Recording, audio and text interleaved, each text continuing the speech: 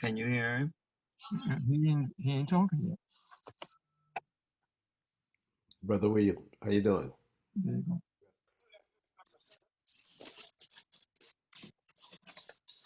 Okay, do you have the Zoom number? Okay.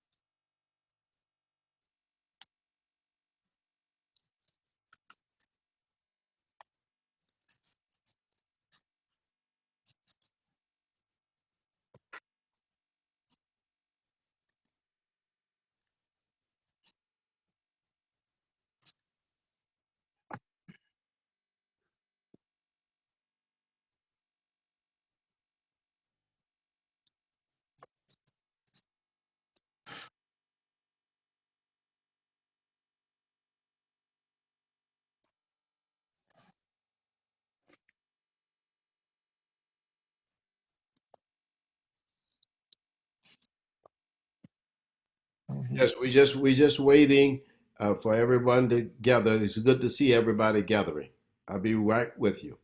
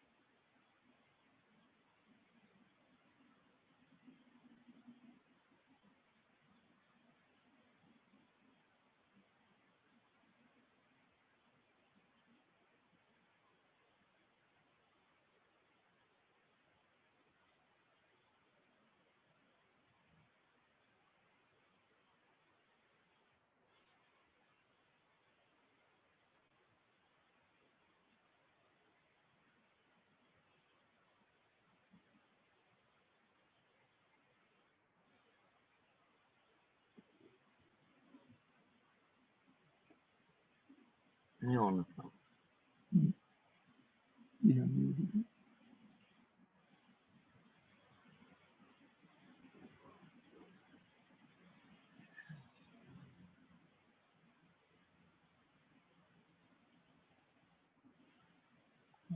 Hotep, how y'all doing? Hotep. Hotel. Oh, that's good. So, yeah, you guys are fine. I was just there's a good friend, Reverend Joe Williams, and his wife wanted to be on, and they were having me to hold to help them get on, and so I think I may have turned them off. But if anyone knows them and can call them in Philadelphia, give them the number. I gave them the number, and I think they'll probably get on, but we'll wait and see. I didn't want to interrupt this meeting. I just want to thank all of you for coming. And as uh, the Department of Africology at Temple University is a co-sponsor with the MKA Institute for these lectures. And that's why we have so many professors from the university on this program. And today we have one of the most popular professors at Temple, and in fact, one of the most popular speakers in our city. And we're so happy to have the rapping professor who always brings out a wonderful group of people from all over the world. And we have people already from South Africa already on our Zoom today. I see them. And we have brothers and sisters from many places. And I also see Dr. Tina Sloan Green, who from time to time comes and shares with us, and Sister Suzette Arnold. I mean, we have the cream of the crop here today, and that's because people like Tahia and Mujahid Nayahuma, who've been with us for years. I mean, who we really would like to have give some presentations on this program. They are two of the giants in our community, but also in the African world. They have done work in West Africa, and they have been some of the earliest and strongest supporters. So we're really happy that they come and they share with us, Brother Kermit Anderson. So we got a good group of people assembling quite rapidly. And Dr. Dove, who's just been on a Zoom, I was on a Zoom with her earlier today when she had graduate students and undergraduate students presenting. Dr. Joyce King and Lamont Brown. We got so many great people on this program, and we just Their own 44, a chance to regroup. Yeah, we're really pleased to have you. And I guess I'm still looking for the Williamses. I don't see them, so I'll call them again and see if I can get them on once we start the program. And I want to, at this time, it is now time for us to start the program with an introduction to Dr. Aaron Smith, who in many respects is one of the treasures of the Temple University campus. But in more than that, he is a outstanding presenter and speaker. Many of you do not know that he at one time had his own radio show. He was not just in one station.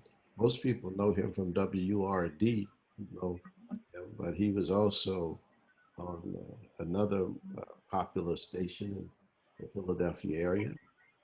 He also is a person who comes from a long tradition of artists and people who are interested in the arts and in music and the African American community.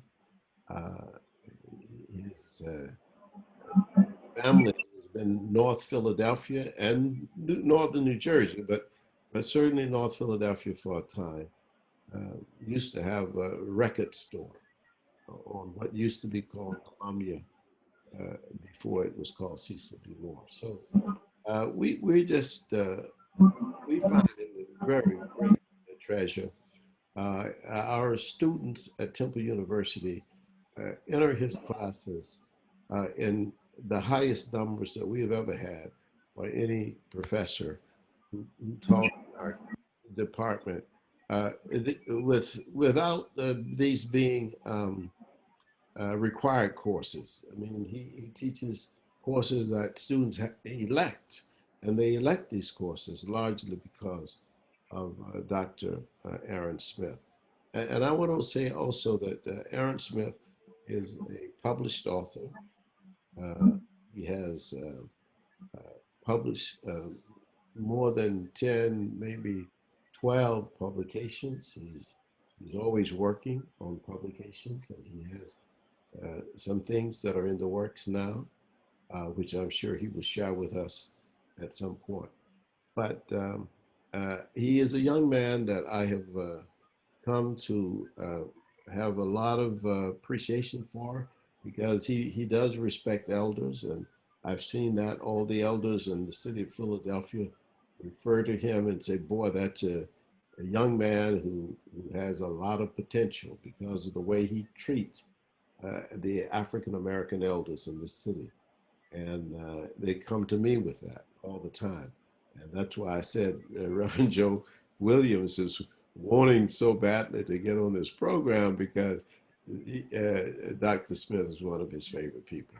So I think Dr. Smith is on.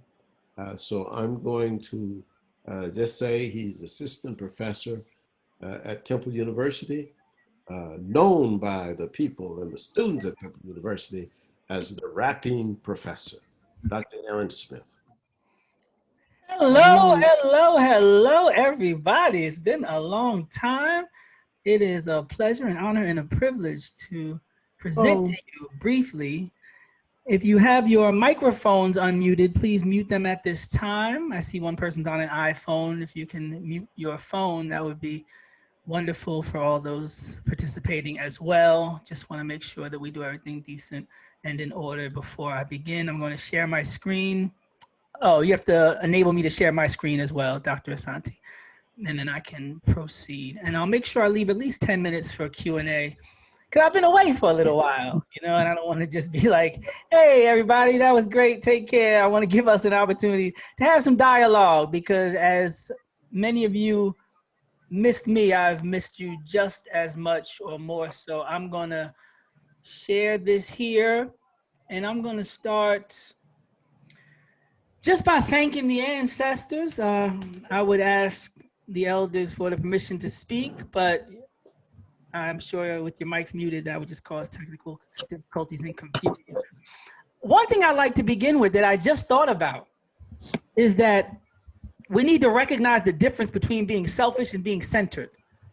We need to recognize the difference between being selfish and being centered. Oftentimes I hear people trying to get everybody involved. And I talk about the Mississippi Sovereignty Commission. I talk about COINTELPRO and infiltrators like Darthard Perry and Eugene Roberts and William O'Neill. I said, we don't want everybody. So stop saying we need all the black people to get. I talk about Mobutu. I talk about those that sold other Africa. I tell people that Dr. Molefi Kete Asante always talks about a critical mass. We need to focus on the critical mass. We spend so much time focusing on the collaborators and the infiltrators and the people that are treasonous against our people that we can't even make progress. And I said, we need to move away from a place where we consider moving with the right people, the deserving people, as opposed to just the needy people, selfish, because I watch people exhaust themselves. I've watched people put themselves in positions where they can't be of better benefit to their people. I've watched people be infiltrated, be subverted, be distracted, be incarcerated, have their characters assassinated. I've studied people who have even been assassinated, trying to overextend themselves into areas that they're less effective than if they had focused and concentrated on those that were prepared to move. I think, for example, Harriet Tubman. Can you imagine you moving with Harriet Tubman and saying, Sister Harriet, we gotta wait, because there's some people there back on the plantation that weren't convinced that we should run away. She said, if you don't get yourself going with the ones that's ready to move, you scream Harriet Tubman, but you be one of the people preventing them from going. We got to get everybody. We got to deal with these people that are against us, and we got to convince them, and we got to stay with them and work with them and exhaust all our energy and resources. No, that's not what anybody who was making progress was ever doing. The difference between being selfish and being centered. We got to move away from this exaltation paradigm with the ancestors and move into an example paradigm. We want to put people on pedestals, but we don't want to perform the works they perform. We don't want to make the sacrifices they've made or implement the strategies they've implemented. We'll say, oh, Dr. Asante wrote a lot of books. I seldom hear people ask, how do you do it? We want to get into a fan situation, but we don't. The goal of a great teacher is to train up their replacement. The goal of somebody who's freeing people is to inspire other people to free and to lead people, and to not spend so much time on those that didn't know they were enslaved that they can't even leave the plantation one time, let alone come back and forth to save hundreds. We got people today that want to sit and talk and spend their entire life with people who don't even think they're on a plantation or enslaved in the first place. They want to debate with them and struggle with them and go. We got some people that's ready to leave. The sun will be up in a minute. they're going to realize that we're making a break for it. Think about the maroon colonies. Think about people who said, I would love to save everybody. It's not an issue of having a malice or a lack of human compassion. I'm just saying, if the people don't want to go, you reach a point where you see who is ready to go. And maybe you move with the people that are ready to move. And if there's a reconnaissance mission that could be achieved, if there's the ability to go back and get some more, then you do it decently and in order with proper strategy implemented. You don't just stand there and all get captured. So we need to talk about real issues for real people, the current state of our people. Because what I'm noticing is that we need a serious reassessment, a quickening, and a return to some basic strategies. One thing I say is we must start with chronology. I say this because one of my favorite videos, The Decolonizing the Universities by Dr. Boycotts, he talks about we must start with chronology. I always ask my students what's the first book that they know about. And I always put this version of Asa Hilliard, master teacher, who says our brains are like supercomputers. The more memory we have, the better we are able to engage phenomena, process information for the benefit and liberation of African people. And here we have the Papyrus of Ani, the weighing of the heart. And the reason I put that is I have to be honest, because tough love is love too.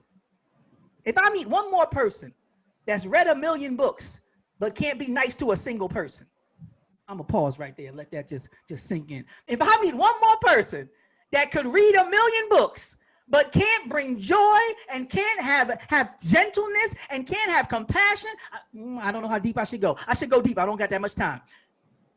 We gotta stop doing the lofty thing and not be able to do the basic thing. I'm gonna be honest with y'all. Before I even did this presentation, I had to call some people and have some conversations. I said, you can't be talking all this highfalutin theoretical stuff and you can't have things squared away. Okay, I'm gonna help somebody. Original people of the planet. If you look at the words, I can help you out early. I was utilizing this acronym. So I got the M, I got the O here. You see where I'm going with this. So you got the Jawara people from India. I got the Negritos on the other side. In the middle, I got what they would call a Native American, but we would just call a sister if we saw her walking down the street in North Philly. I think these are some of the things that need to be reinforced collectively, because these are some of the things that we don't debate about. We shouldn't focus so much on if it's a Venn diagram, on the dogma that divides us. There's some things we agree upon. If you talk to a Hebrew Israelite, a brother of the Nation of Islam, if you talk to a 5%, if you talk to an Afro-Centric, you talk to a Garveyite, they agree that we are the original people of the planet. So why are we focused so much on the technical aspects of dogma and that we don't agree on? When I say, wait, we got something that we all should be saying to all the babies. Nobody should be in the 3rd and 4th grade, let alone in high school, and not know these facts and these people. They should be able to look at parts of the planet and know the names of the original Africans that occupied those spaces first. Anybody should be able to know that. You know why? Because we read a bunch of books and we give a lot of lectures and we got to make sure that we maximize our impact and transform the world as a result. And they should always have these types of looks in their eyes and not the look of defeat that we see in so many of the eyes of our babies. Locate the author. Dr. Asante teaches in the methodology of Afrocentricity. We got to find out who's talking. Because sometimes if you find out who's talking, you might not even want to hear what they're saying. There's no need to read the whole book and then look in the back and say, oh man, this is written by the CIA. This Schlesinger, this guy used to work. I wasted my time here, right? So I thought to myself, how much time has been spent discussing the opinions and philosophies of Marcus Garvey in the public space versus how much time, effort, and energy has been spent discussing the tweets of Donald Trump? And you wonder why you have the outcome you have. If you had this many conversations and this much attention and this much energy focused on Garvey, you could have transformed the world in the past 4 years. But instead of locating the author, we just want to jump at sensationalism and we want to worry what some white man with I'm not going to say. We just want to worry about what Trump is tweeting at 3 in the morning and not worry about what Garvey said decades ago and which one could free our people. Which one can give us the best result? Where can our energy best serve us? Oh, let me just keep going and not take too much time. Educate the babies. You know the quote. It's easier to build strong children than to repair broken men, right? Frederick Douglass. It's easier. It's easier. I see a lot of people going back and forth with grown people, even with elders, other elders stressing. You knew that person for 60, 70 years. Why you still, you can spend half that time. 10% of that time and educate a whole classroom of babies that don't know anything else than what you could give them. These are just some of the options that I saw, you know, that I didn't have growing up. And some of you all might remember Dick and Jane books with Spot, you know, the white boy and girl with the dog, you know. Y'all had less than I had, right? So now I like for the elders to understand there's a plethora, you know, of different ways that the young people are represented and can see themselves. And there's no reason why we should have families that don't have a library. I'm talking about the babies. If the community can get together and pitch in $5, $10, for $50 to $100, you can get enough books to change a child's life. You could buy used books on Amazon for $1. There's no reason why I should walk in anybody's house and like in the book about Vision for Black Men, they talk about the difference between a boy and a man. And one of the differences is they got more invested in entertainment systems than they do in libraries. I see big flat screen TVs and game systems, thousands of dollars in distractions, but I don't see any books. And if that's where they are, we have to meet them where they are. If they want to buy the TV and that's their money, then we have to make sure that we provide the books. We go back and forth about what the parents aren't doing and what they don't understand. Just get the books to the babies. Just educate the babies. Stop trying to fix and repair these broken adults. Find ways to help. Where can I make the greatest impact? We getting down to the relevant, pragmatic, practical basics today. Where can I make the greatest impact? It's not debating somebody that feels differently than me. It's not waiting for white people to do something. It's not denying reality, right? And people talk about finding purpose. I say we need to do less finding purpose and more being purpose. That goes back to just existing as a light and kindness and being protection and being, you know, cordial and being respectful and responsible and being trustworthy. Like these aren't things that take you, you know, to get a PhD. These are things that require, you know, dual citizenship. These are things that just require a self-assessment so that we can truly call ourselves Afrocentric and we can really exist in a space where we restore order out of chaos and we bring balance and justice and harmony and reciprocity and live and breathe and reflect Ma'at in the ways that we move about and deal with one another before we talk about liberating ourselves from a sophisticated enemy. Inspire while we enlighten. I hope you feel the energy already. I want to make sure that the images, people always talk about the images. I say, well, if I'm doing a lecture, I have an opportunity to transform the image. I'm in control of the representation of my people. So I have to really take that into serious consideration and bring forth the most beautiful examples. Like I think it was Dr. Malana Karango said, the best of what it means to be human and the best of what it means to be African. And if we keep talking about the impacts of seeing these negative representations, it is incumbent upon us to at every possible opportunity display the most powerful, positive representations of our people because it goes directly to the subconscious. And most people don't realize that the subconscious has no filter and most of our activities and perceptions are predicated upon our subconscious and not our conscious mind. We have to make sure that we are waging war the same way that the enemy wages war and they use iconography and everything else. You cannot expect to win against an enemy if you are not as sophisticated in strategy as your enemy. The example I always give, Black Panther Party for Self-Defense does a breakfast program. The CIA and the FBI take the breakfast program. The question I ask next is, what did the followers or the members of the Black Panther Party take from the FBI? They took some of y'all's strategy and used it for their benefit. So the logical question from a military strategic standpoint is, since they took some of y'all stuff for their benefit, what did you take? Are you doing counterintelligence? Are you doing infiltration? Are you doxing people and documenting so we could see everybody that was at certain rallies for the last 4 years so we could know people that try to act like they on our side a year from now that really weren't on our side for the last 4 years? Have we been doing, you know, voice recognition or facial recognition? Have we been trying? You letting your enemy take your stuff, but you're not even thinking about taking any of their stuff.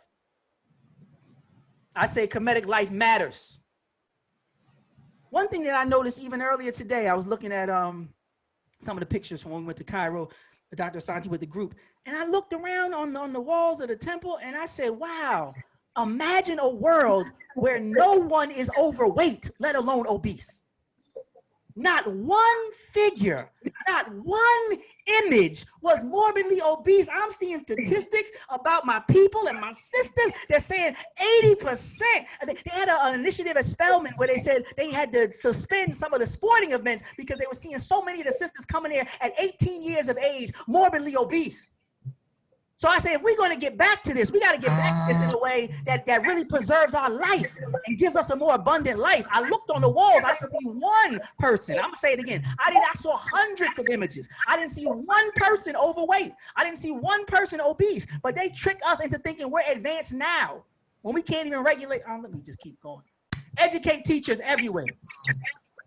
Salute to these great men, right? We got Ms. Robinson with the infusion program. We got Dr. Asante, who does numerous contributions to curriculums throughout the nation and throughout the world. And I say, we got to teach the teachers. We have to teach the teachers. When I say put our energy where it's best suited, if you teach a person who's just out on the street, that's one thing. But if you teach a teacher who's going to teach the next generation, it's tantamount to what they say about the woman raising a nation. You know, if you can have a strong woman who's the first teacher, you can have a strong nation. So if you want to have a transformative Afrocentric impact on the world, we got to make sure that we teach the teachers who some of which, many of which, most of which never have taken an African American studies class. Most of these people have never taken a class in African American studies, but they're the ones that are going to be sitting with our babies 8 to 9 hours sometimes out of a day where they're only with their parents 2 or 3 hours. Sometimes for the first 10 to 12 years of their education, they spend more time in school than they do at home. So where is our energy best directed? Where do we put this? This is transformative understanding and information in the schools. We need to teach the teachers. This is what I'm working on now. The next book is about Afrocentric futurism. One of the things I talk about often that I take an issue with, Fire Tablet and Karen, please mute your mics. Karen, please mute your mic. Fire Tablet, please mute your mic. Right now, I'm working on something called Afrocentric futurism. If you know about the Afrofuturistic movement, Ronaldo Anderson and many others, Jennifer Williams, people do some great work in the area. I've noticed that a lot of these more progressive movements of today take a lot, again, like the Black Panther FBI analogy, take a lot from Afrocentricity. They take a lot from the foundation that was built, from the sacrifices and the struggles. I'm talking about Tony Martin and the Jewish onslaught. I'm talking about Leonard Jeffries and Mayor Koch and City College. I'm talking about Dr. Mlefe Asante starting a PhD program. I see a lot of people who fought really seriously and made a lot of contributions, right? And then other people step in and try to take the aesthetics of the Afrocentric struggle to promote their own personal or diverse agenda, whether it be LGBTQIA, whether it be a certain wave of feminism that tries to mask itself, you know, in a certain level of blackface. They got the locks, they talk about their melanin, but there's no Afrocentric Pan-Africanist. And I said, wow, I got to make sure the next time I see somebody coming this way, taking some stuff from here, that we have a recognition of where they got it from. So I'm noticing the Afrofuturist movement, they talk a lot about technology and outer space and a lot about aesthetics and art. And I said, we got to ground this in a methodology that actually connects it with Africa. Because there's a big difference between referencing, you know, the masks or the Dogon or having somebody who's fused with machinery have locks. There's a big difference between that and actually admitting and recognizing that some of the most sophisticated technologies have already existed that this generation and this modern era has yet to understand. So we're taking a real Sankofic approach. And I just have the words up there, but this foundational historiography and worldview centers past, present, and future African expression, identity, evolution of thought and civilization. Afrocentric futurism analyzes phenomena through the foundational lens of Kemetic science, philosophy, spirituality, and related methodologies. This chronology reveals the origin of the binary code. So when we even talk about these computers, right, that govern computer technologies, we're talking about neurology, for example, alchemy, and post-human potentialities. So when we talk about post-human potentialities, they always talk about robots. They don't talk about the underworld. They don't talk about mummification. They don't talk about the first people to dedicate more of their life to the afterlife. That I said, no, they're not going to take this trip without us. They've taken a lot from this struggle and these contributions, but this one with the Afrofuture, they ain't gonna try to fly out of space on the backs of Afrocentricity without acknowledging Afrocentricity and grounding it properly. So that's what we're working on now. We got a book coming out with Ifetayo Flannery, Dr. Mlefe Asante, and many other brilliant authors are contributing to this work, and it should be out 2021. And I don't know if the title will be Afrocentric Futurism, but I'll definitely keep you all posted. Just want to give that update. This one's a little more personal for people. Self-care, love, and forgiveness. How can you best serve your people? In order to be great, you got to find the people that you can serve. How can you best serve your people? You can't serve your people if you can't serve yourself. If you can't love yourself and do for yourself. I'm saying basic things like getting enough sleep. I'm saying basic things like eating right. I'm saying basic things like avoiding toxic relationships and conversations and engagements and interactions. These are basic things that we need you to do if you're going to be on the battlefield. Because if you're carrying all that other stuff and we're trying to march up this mountain of white supremacy to have a battle when we get to the top, you can't come with all that baggage, my brother. You can't have all that baggage on you and all that weight, my sister. So whatever you're dealing with, before we get on the battlefield, we want to make sure we're on one accord and our best self so that we can be victorious. And we start that by having a victorious consciousness, like Dr. Asante says. An African pilgrimage, I look forward to the day, since we talk about the future and Afrocentric futurism, where people say, like in the Jewish community, when's the last time you've been home? You know, because, you know, the government got to give right to return, you know, and you got dual citizenship. And I want that to be the norm in the future. So the conversations, the movies, the education should definitely steer people that in the near future, we don't have a bunch of black people that've been to 4 European cities, but haven't been to the continent yet, because we deal with that a lot now. We need people to be in the next few years say, hey, when's the last time you've been home, and know exactly what we're all talking about. Because when we talk about the economy and tourism and curriculum and the information that you receive from traveling, we need to make these things a thing. Not, I mean, we got Trump out, so we can talk about something else now. And these are the kind of things we need to talk about. Dual citizenship, you know, traveling and doing business at home. And now it's time to elevate right there, of course, Newt. But I'm going to, for the sake of time, what needs to change? This is some of the main ones that I put. Stop engaging governments the way powerless people engage the police. If you have been to South Philadelphia, when the police start pushing on them, they start acting a little different. You watch Eric Garner get choked out, and you see people saying, stop doing that, let them go. And I say, that's the way we seem to be engaging the government. Y'all should give us reparations, you know, tears, taunts, and frivolous requests. We need to start learning how to apply pressure. You know, make power grabs. I don't care if it's a Senate seat, local government, putting some people on the force, building the black town, like Brother Slaughter and all that. Like, there's some things that we can do. There's some pieces that we have in place that all we have to do is connect them properly to activate them, and then it will help us to get to the next level. But we need to do more of the things on the bottom where I said boycotts and becoming resource rich and making ultimatums, you know, not just waiting on people to hopefully, you know, turn toward their good side. Stop majoring in the minor stuff, referring to what I said earlier. I got Twitter on one side and I got reparations on the other. Most people have heard a lot more conversations about Twitter than reparations. And I said, that's fine if it's them. But when it comes to us, we should definitely have our priorities in order. And we should never spend more time talking about what some man was tweeting than we do about getting reparations for the sacrifice of millions of African ancestors for millions to come in the future. Like, I think there should be no more relevant and prominent conversation, especially in a world where there's so much attempt to distract. They are trying to use every type of symbolism over substance right now. They putting people that work against black people, that they one's a woman and one's gay and one's black. Like, none of them are working in the interest of black people. And if you don't want to do the research on the people, that's fine. But we still need to make sure that our top priorities are where our energy is most focused. And if the priority is reparations, that is the conversation. Like back in the day, they say, you know, what time is it? And people say nation time, right? And in the 5% nation, they say, what's today's mathematics? You know, they'll ask, what's the focus? You know, what's going on right now? What's going on for us needs to be Afrocentric education, Pan-Africanism, reparations. When people try to get you to talk about other things, maybe as a mention, honorable mention, but your focus and your conversation should be about uplifting and liberating African people and having an Afrocentric mentality to create an Afrocentric world. Ka versus Ka, right? And one is killing Africans. And I put false pride at the top of that. So I asked you today, are you willing to start small, like with family? I'll say it again. Are you willing to start small? A lot of people say, we need to get everybody together. I said, man, you're not even together with your child's mother. When last time you spoke to your brother? No, but the white man, no. Charity starts at home. You know, you gotta build out.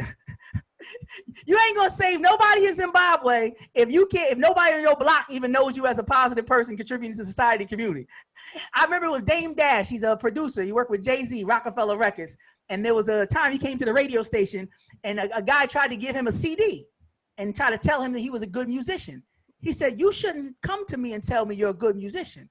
He said, your neighborhood should already have told me about you, and I should come looking for you because of the impact that you've had locally. I should have the desire to meet you, to take you worldwide. You don't got to talk about what you're going to do overseas. When you get over there, they should know. Brother JP said he was in Australia. He said he just said Dr. Asante's name. Half the room nodded their head. Let your work speak for you. That means you could do a lot less speaking and do a lot more getting to work. And where should that work start? Right in your house or right in your bed or right on your block. So a lot of people, you know, they got that type of pride where they don't want to do anything for their block or their community, but they'll get behind a lectern and talk about what we need to do 1,000 miles away, even if they've never been. I say it's time to master the basics. Are you willing to start small with family and others, or would you rather prefer to be a less effective big talker and big dreamer? Like I said, I had to make some phone calls before I gave this one. I said, I can't, I'm ministering to myself. Movement doesn't mean progress. And this is what a lot of people get confused. I hear this all the time. They say, I got to go to this meeting, then that meeting. I'm going to 50,000 meetings, and I'm going to go. I said, wait. I said, you can't really be an asset to anybody if you join in 20 things, and you can't even keep your schedule in order because you're running around so much. I said, maybe you can have seasons where you have emphasis, you know, because we take a break at the Institute. So during our break, you might be able to focus on something, but try to limit it to where you can still manage to be of maximum productivity. Because a lot of people, you know, it becomes like a fix. You know, here at the Institute, we'll give you a whole week because we want you to actually read something. We want you to actually do something. We want you to contribute to the Institute. No, but we want you to actually perform based on the information you receive. This isn't like a dependency thing, you know, where people need another hit. It's not like, oh, tomorrow or at 10 o'clock. No, because we don't want you to get into those cycles. And we see some people get into those cycles. People can get dependent upon the stimulation from consciousness and be equally as inactive and ineffective as they are with other levels of dependency. So we want to make sure we know the difference between movement and progress, especially when we're looking to start or to join a movement. Lastly, I say land, wealth, health, and culture. Consciousness, community, and cooperation. People like to narrow the focus. So for today, let's focus on consciousness. Let's focus on community. And this last one could be a lecture unto itself, because the pieces that are already in place, I'm saying with leadership, I'm saying with resources, I'm saying with organizations, if we would just get along a little bit better, we could do some major things. I mean, as one of the 9th richest, you know, countries collectively as Black America, we can do some amazing things if we just temporarily, you know, the way we do for Christmas. We spend so much in the Christmas season that if we just got along for that time, Black Friday to Christmas Day, if we had like a moratorium on Black division and let our economics and our, you know, our education and everything else and our empowerment be as cooperative and collective as we do our spending. Because we don't fight about, you know, who should spend and who shouldn't spend. A lot of people, for the most part, are spending like crazy. And if we could just spend half of that time that we do our money, cooperation. Questions to ask after you get these kind of lectures. These are the kind of questions I ask for my personal assessment, and you might want to implement some for your own. Do I know more? Because sometimes you can be entertained and not inspired or enlightened and all. So, do you feel better? And I mean, even your tough love is love too. That's why I say, can you apply it to your life? These are like metrics I use when I hear people talk now. Because if I don't know any more after you finish talking and I can't apply it to my life and I don't see any love in what you were saying, you just blasting off, you know, facts, you know, even if it's tough love, it's still love, right? Then I say maybe that's a lecture that I just, you know, let go and don't really need to record. But when I have a metric like this, it might whittle down who I listen to and who I engage with, whether they're behind a podium, whether they got a PhD, or whether they're in my own house or in my own community. I need to know, you know, what's a toxic relationship, what's a toxic conversation, and what's a liberating conversation. I have to make sure I know the difference, because sometimes just because people have your last name or live by you or got a dashiki on, if they have a toxic conversation and a negative energy and vibration, you have to be mindful and have the ability to delineate between what is beneficial to you and your community and your ability to serve your people and somebody who might just look a little bit like you. It's a big, big difference. Asante Sana, thank you. Thank you very much. And I think I got 15 minutes for questions. We did good. Thank you, Doc. I'll throw it back to you, and I'll be prepared to do the Q&A. Questions. I'll say this with my last minute, Doc. I want to say this. I talk all the time about, you know, order when we do our Q&A portion, if you've ever been to the Institute. And I say to people, I move in different spaces, and I need my conscious community to understand certain things. People who are in these Greek letter fraternities, like my good friend and brother, Michael Cord, who's a member of Kappa Alpha Psi, a member of Phi Beta Sigma, or people who are in the Masonic lodges. One thing I always tell people in the conscious community, I say, oftentimes these people own their buildings, they start their meetings on time, and only one person at a time is talking. And when people ask for a question, that's all they ever get. I tell them that. I say, I love my conscious community, but a lot of these groups, there's a lot we could critique about these groups. The letters, the history, I got all the critiques. But like I said, just like people draw from each other, when it comes to being punctual, if you know a Masonic brother, you ask them how many times they go late to meetings and start meetings late. They'll say never. Ask how many times they raise motions and ask questions, and it divulges, you know, it goes down into everybody talking and arguing. There's no get your hand out of my pocket. None of that going on. So with that being said, I like to move forward decent and in order with questions so we can maximize the short time we have for the benefit of the people who have tuned in. Thank you so much. Much love. Contribute to the Institute, Asante Sana. All right. Thank you. Give me back the Yes, screen. sir. Thank Yes. you very much. Okay. Thank you. Thank you. We can all applaud the rapping professor, Dr. Aaron Smith, for that presentation. And I think we should. Let me just say that we do have about 15 minutes for questions. And as he was saying, these are questions. They're not statements. They're questions. And that's the point that I think he was making. Yes. And that's what and if you have questions, the best way to do it is you can unmute yourself and just ask the question, but don't do it all at once. I mean, just somebody can do it, and then the others should mute themselves while that person is speaking. So do we have a question? I have a question. All right, you already unmuted. No one else should be unmuted. All right, go ahead and ask your question. Who's talking? Is that Dr. Joyce? Diane. Diane, I'm sorry. Okay, Diane, go right ahead, Diane. Unmute yourself. Hello, Diane. I think she may have muted. Diane, please unmute. Am I unmuted now? You now are. Yes, go right ahead. Dr. Smith, what can you recommend for engaging teenagers so that they can better appreciate who they are and to have more support when they don't have very much? I think meeting them where they are is important. There's a great program that is out of North Philadelphia with the Quest family where they had a studio set up. And they said they would let the young people come in and use their studio. And they were keeping the people off the street just by having ability for them to come in and record music. And I was thinking to myself, this didn't take a lot of money. It wasn't some amazing, innovative idea. It's basically just looking at what they have that's of interest to them currently and building on that. Now, it happens with people doing wrong all the time. You know, the drug dealer meet you where you are, the Jehovah's Witnesses come to your house and meet you where you are, the Mormons come by, everybody else will meet you right where you are. They'll come right in the alley, needle in your arm, and say, hey, you know Jesus, brother? Like, everybody else will meet you where you are. I say, we got to make sure that we get to that level where we're strategic enough to say, okay, what do teenagers like to do? You know, one thing they like to do, get together with other teenagers. That's a big thing. You see some guys, you tell them where some girls are, and vice versa. You got it. That's why they have the church lock-ins and all that. They say young people like to socialize. When I go out at night, I don't see these communities providing space for teenagers to exist, let alone engage. I see them doing wrong sometimes, but if I go out at a Friday at 10 o'clock, I don't see what the church is doing. I don't see what the Afrocentrics are doing. I see what the clubs are doing. I see what the bars are doing. Some people I see very active during certain times in certain spaces where the teenagers are out and about, often without parental supervision. We need to make sure that we provide alternative options.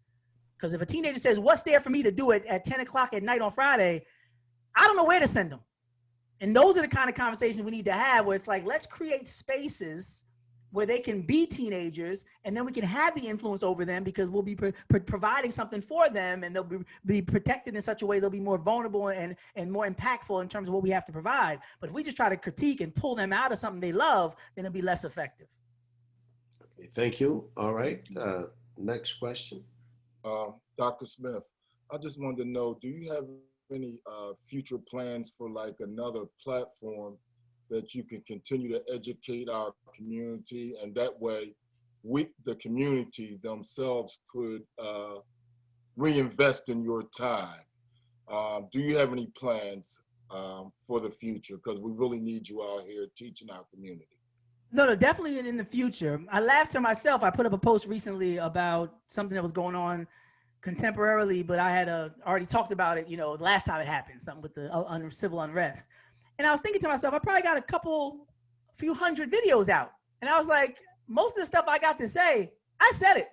It might have a little twist on it, but in those 200 or 300 videos that are floating out online right now, 80% of what I'm going to be talking about is out there. So they kind of know, they at least know at this point the way I would respond to it. They might not know the specific jokes or references or, the topic, but they know what type of time I'm on, as the young people like to say. And I found me critiquing myself saying, where is your time best allocated? Because if you are in a position where you need to secure your position at the university to be there for another 50 years, or if you need to secure yourself financially so you can contribute to community, events and movements, then you can do a lot more there. I can give 1,000 and get 1,000%, as opposed to maybe just talking and hoping some people catch on to something I said, for the last 3 years, the 20th time. So eventually we'll move back into those spaces. But like I said earlier about emphasis, right now I felt it was best for me to be able to serve my people, to emphasize a different aspect of my life and ability to serve, which is to secure the job at the university, secure myself financially, and then maybe even have my own platform because I'd be in a position where I can have a greater, voice and impact in the community. So that's where I'm at right now. Dr. Smith, can I ask a question? Sure, of course. Where would the audience find those tapes that is it YouTube or YouTube, WRD? Do they just put your name into YouTube or what? Or they can Google Aaron Smith, the rap professor. WRD has archives up. There's a lot of old shows, with Hockey My Booty, some of our conversations online, Doc, Jesse Jackson, a lot of the big names that I interviewed, a lot of those conversations, Mr. Pickney, the illustrator, he from Philadelphia, a lot of those are still online, and Kenny Gamble, you can go listen to all of those. A lot of the old shows are still online. A lot of classroom things are on YouTube, and some people just took my stuff and put it in other places. So if you just Google my name, a lot of stuff comes up. All right, excellent. And we've got the books coming out too, so the book will be able to keep that conversation going. All right, very good, thank you. Next. I have a question, Dr. Asante. This is Dr. King. Yes, Dr. King, thank you. Yes, please. Brother Professor Aaron Smith, I really enjoyed your presentation. I would like to know if you could tell us a little bit about your pathway to consciousness and what, from a young person, what made it possible for you to be the conscious person that you are today? Seeing it done successfully, because in high school, we actually had an assembly on Black history, and we caused some disturbance in the assembly because they were misrepresenting the Black peoples after Rodney King, and they brought somebody in there that was just supposed to appease the students, saying I was in the trenches with Jewish soldiers and all this. It was a bunch of stuff, multicultural, and I didn't know what the words were for it. Dr. Santi gave me the vocabulary to describe it, but I knew something was wrong, and we made a little commotion, and I remember how much trouble it was because other people knew that we were right, but they didn't want to stand with us. These people always do that to us. They come and tell us later, I feel your sister. Well, you should have felt me in the meeting when I was, So I got to a point where I had to make a decision. I said, I don't know how much I can do for my people if I'm not here. I'm seeing these short, this is like around Tupac and everything. Like people are dying at 25, 26. And, we got examples like Dr. King and Meg Evers and Malcolm and Fred Hampton. I'm like, if I keep going on this path, I won't be able to do anything that I'm trying to do for my people.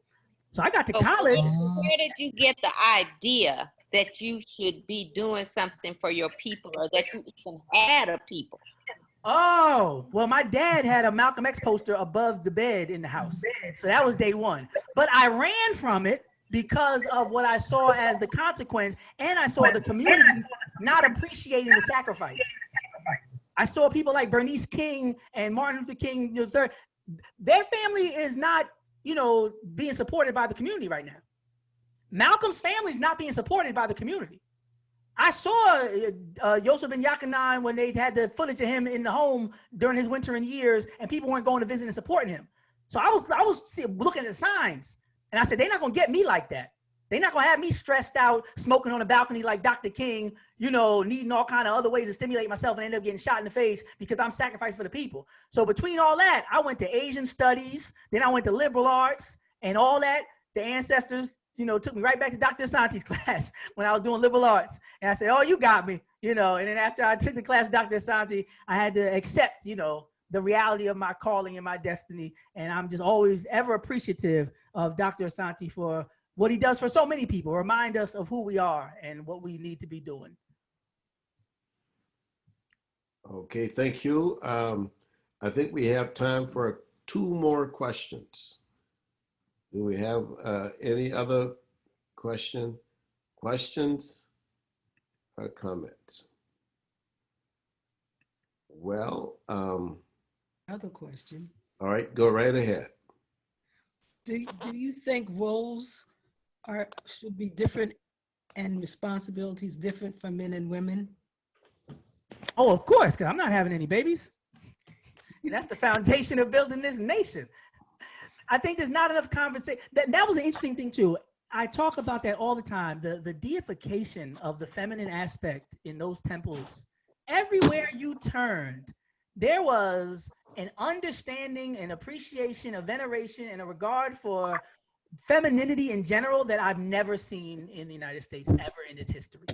When you look at my eye, when you just the symbols alone, you're like, wow, they were treating women different, respecting women differently. This was a different way of being a human being.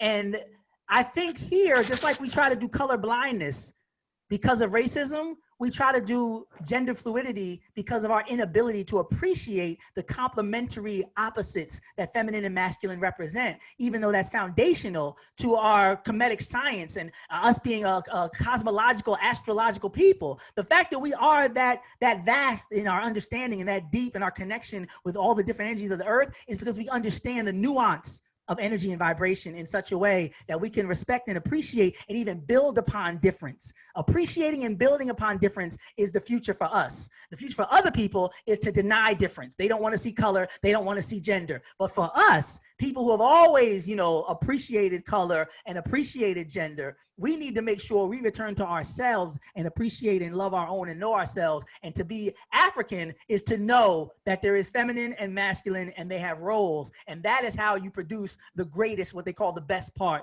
which is, bringing forth the babies. I have a question. All right, go right ahead. Dr. Smith, Good evening, Dr. Smith. How do we, sorry. Dr. Smith, this is Eltra Alexander. So good to see you and to be in your lecture today. I want to know, will there ever be a time that you would have time to be back on the radio? Oh, yes, if they invite me back. I always say you never kick a step that helps you up. I know that's right. Anybody that helped me, I got nothing but good things to say. And I like my grandmother used to say, if you don't got nothing nice to say, then just keep it to yourself, right? Because you never know where you're going to be in the future. Because we sure miss you during the week. Yeah, maybe they have a guest spot or something. I always appreciate Sarah and Brother Troy and everybody from WRD because that was a real connection to the community, especially in the position I'm in, where we're in these ivory towers and we're in the academy. And Doc will tell you we're fighting every day here. I know that. But then people might get it confused and think that we don't have the love and connection to the community, if we're not like a Dr. Asante. But it's difficult to have that connection when you're on those front lines. So WRD really gave me the opportunity to display my love for my people and use what I was receiving from Dr. Asante in the academy for the benefit of the community. And that's what I really call success when you're able to bring it back to your people. Brother Holmes? Yes, good evening, Dr. Smith, and thank you for your presentation. How do you think we can teach our young to be less emotional in response to racism and more strategic? we got to start teaching the history, because they teach, they'll teach Rosa Parks was tired. They won't teach that she was an investigator. That was, like that book by The Dark End of the Street, where it talked about the history of rape and civil rights, and how Rosa Parks sparked the civil rights movement, going door to door as an investigator, and how they met and talked about Claudette Colvin. These are people who were strategizing late into the night, figuring out the best times, the best people, and the best ways to move. These are people who are tempered, who are able to sustain a boycott for over a year. Like, we have to present ourselves as thinking, strategic people. And oftentimes when other people try to take our history and sell it back to us, they'll sell it back to us so perverted and twisted that they'll have a man like Dr. King who said, when we go to Washington, we're going to get our check. And they'll turn around and utilize his legacy to get Black people who have been in bondage for 246 years to work for free. A day of service. You want to talk about pulling a fast one? Dr. King, who said we're going to get our check, they use his legacy to get Black people to work for free. I never thought Black people would go back to working for free, especially not in the name of Dr. King. So we got a clever enemy we up against. And we got to make sure that we teach the babies and we control the narrative, which deals with agency.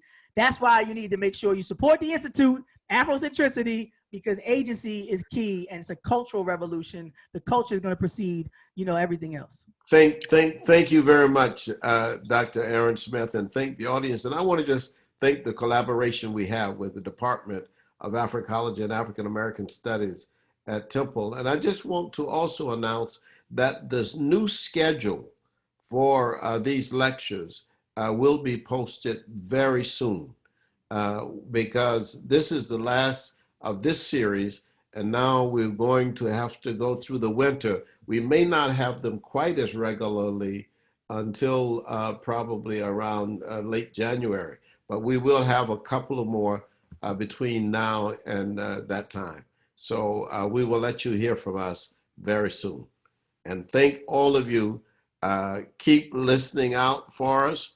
We're very, very pleased with all of you who have come from around the world to view us. And this recording will be on YouTube as well. All of our recordings are on YouTube, I think, as the MKA lectures, but we will look forward to seeing you the next time. Thank you very much. Thank you. Take care. Thank you very much. Thank you, Dr. Shante. Thank you. Aaron, Dr. Smith. Thank you. Thank y'all. Much love. Dante. Thank you, Aaron Smith. Thank you. Thank you. Okay. Thank you. Information. The wonderful enlightening experience in the middle of to start our week off. Thank you. Yes, yes, indeed. Thank you. Thank you. Also, I want to thank all of the sisters who made it possible for Biden to defeat Trump, because our sisters are the most progressive element in the American society. Thank you. Hey. Hey. That's right. That's right. We collectively Oh, I celebrate. say. That's We can right. celebrate together.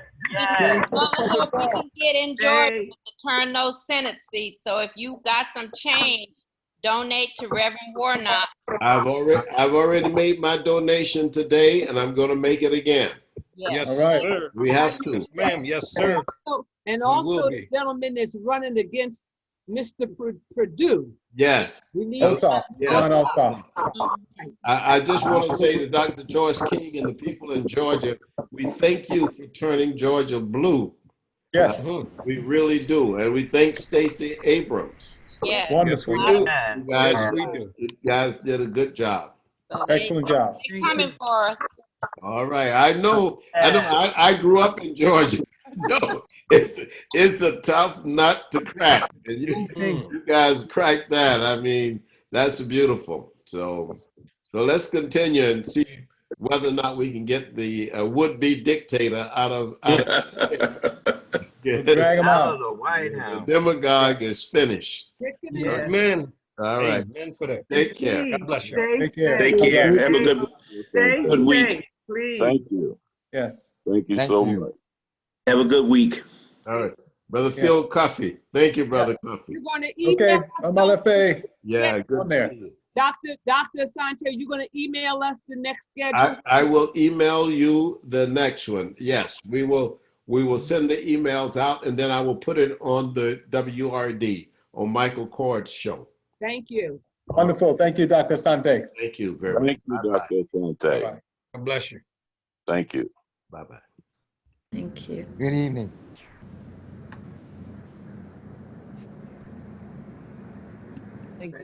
Thank you, Dr. Sante. Thank you all. I'm trying to leave this meeting, but I think that the rapping professor has his screen sharing up. Uh-huh. Once you go to the bottom. Aaron, are you there? Go to the bottom right. Bottom right. And look for the word leave. No, I don't see that on the bottom right of mine. That's what I'm seeing. I think. Do you? Anybody else? Well, we need to all leave, but I can't. If y'all leave, maybe I can leave. But I think.